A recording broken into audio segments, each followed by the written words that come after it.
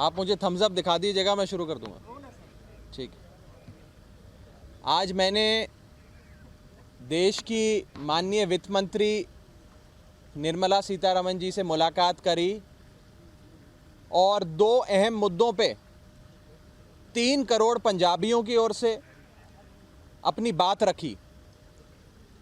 पहली चीज़, पूरी दुनिया से सचखंड श्री हरमंदिर साहब द होली गोल्डन टेम्पल लाखों लोग रोज आते हैं। संगत जो वहाँ आती है वो गोल्डन टेम्पल के बाहर बने जितने भी सराह हैं, यानी कि छोटे छोटे अकोमोडेशन सेंटर्स, जिन्हें गुरुद्वारा प्रबंधक कमेटी हो, गुरुद्वारा प्रशासन हो, वो चलाता है। आज केंद्र में बैठी सरकार ने उन सराह पर भी, उन छोटे अकोमोडेशन सेंटर्स पर भी 12% जीएसटी लगाकर संगत का और संगत की सेवा का अपमान किया है।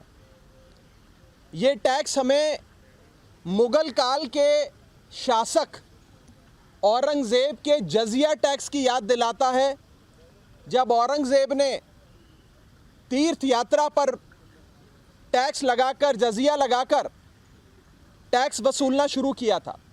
आज उसी प्रकार ये छोटे सराह जो गुरु साहब के दरबार के बाहर बने हैं, जहाँ पर संगत आकर रुकती है, आज उस पर भी जीएसटी लगाकर इस सरकार ने एक गलत काम किया। आज मैंने माननीय वित्त मंत्री जी को हाथ जोड़कर बेनती करी, पूरी संगत की ओर से, 3 करोड़ पंजाबियों की ओर से, कि इस टैक्स को वापस लिया जाए। हमारी श्रद्धा पे, हमारी भक्ति पे, हमारी भावनाओं पे, हमारे सेंटिमेंट्स पर, हमारी बिलीव्स पर इस टाइप का कोई टैक्स नहीं लगना चाहिए। मैं पेशे से चार्टर्ड अकाउंटेंट हूँ। आपको मैं बता दूँ कि टैक्स मुनाफे पे लगाया जाता है या मुनाफे के लिए बनी जो संस्थाएं हैं उन पे लगाया जाता है। जैसे कोई 5 सितारा होटल में जाकर रहे तो उस पे जीएसटी लगता है। जो भी मुनाफे के लिए बनी कंपनियां हैं उन पर जीएसटी लगता है, यानी कि टैक्स लगता। लेकिन जो संस्था मुनाफे के लिए नहीं बल्कि सेवा के लिए बनी है उस पे कोई टैक्स नहीं लगता। हिंदुस्तान में आज तक नहीं लगा। लेकिन इस सरकार ने सेवा के लिए, नॉट फॉर प्रॉफिट, सेवा के लिए बनी संस्थाओं पर भी टैक्स लगाने का काम किया है। मैंने सरकार को टैक्स लगाने के इस बेसिक रूल के बारे में भी बताया कि टैक्स मुनाफे पे लगाया जाता है, सेवा के लिए बने केंद्रों पर और सराहों पर नहीं लगाया जाता। इसी के साथ साथ मैंने एक और बड़ा मुद्दा पंजाब का माननीय वित्त मंत्री जी के सामने रखा और उठाया। वो था पंजाब को एक बड़ा फाइनेंशियल पैकेज देने का। पंजाब ने अपना पेट काट कर देश का पेट भरने का काम किया।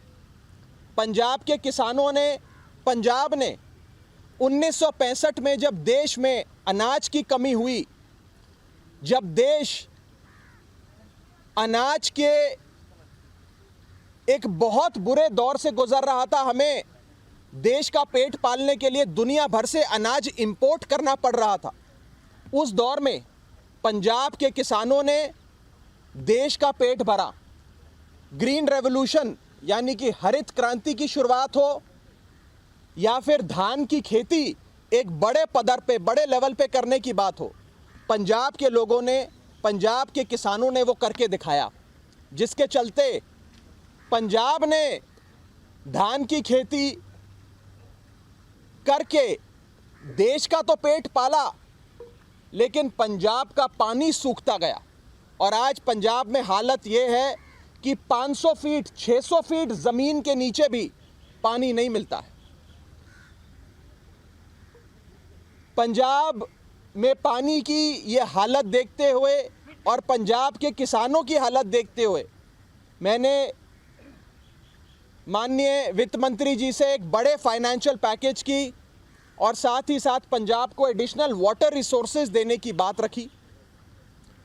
वो पंजाब जिसने मुश्किल दौर में भारत देश का पेट भरा, आज वो पंजाब सूबा अपनी देश की सरकार के ओर देख रहा है, अपने देश की दिल्ली में बैठी सरकार की ओर देख रहा है और कह रहा है कि अब मुश्किल दौर में हमने आपका साथ दिया, अब आप हमारा साथ दीजिए और हमें एक बड़ा फाइनेंशियल पैकेज मिलना चाहिए, एडिशनल वाटर रिसोर्सेज हमें मिलने चाहिए।